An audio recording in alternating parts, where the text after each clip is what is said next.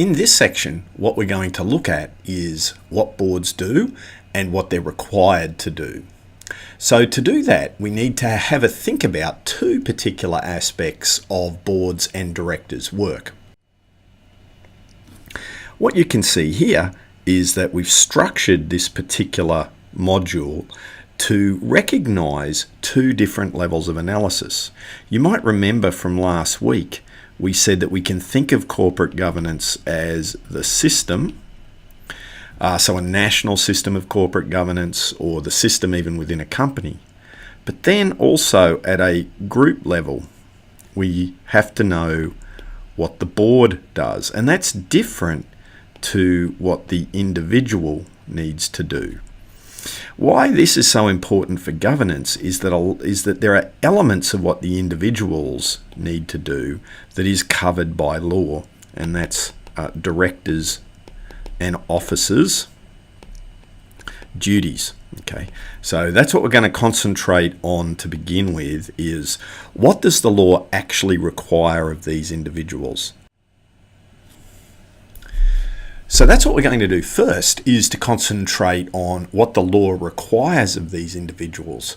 From there, we're going to then have a look at how the individuals come together as a group and as a board, and then what that group needs to perform or what it needs to execute if we're going to get effective governance.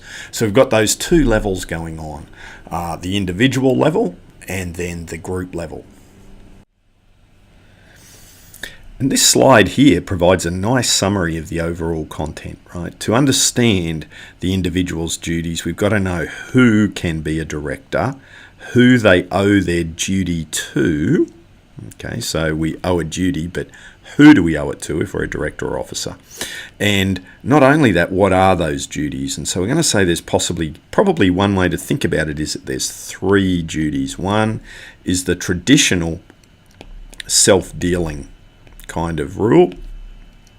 The second is the due care, which is a bit more about not being negligent. Then we need to recognise that there's a whole series of other requirements under different legislation.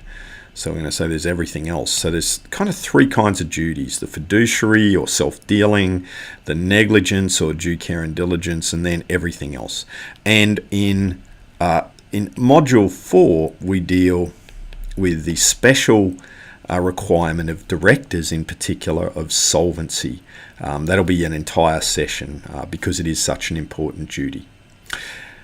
Once we've looked at what the individuals need to do, we can look at the group. What I want to posit to you is that there's no one set way of thinking about the role of a board in particular. Rather, what we've seen is an evolution of the role over time. We can look at legal requirements of the role of the board, but then there's also commercial reality. So this is what most boards do. Okay.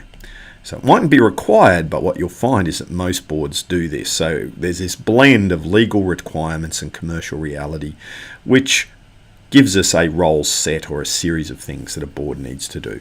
Once we have these two foundations, we can think about what we can do as individuals and how we can put the group together to be as effective as possible. That's why these are foundational elements of understanding governance.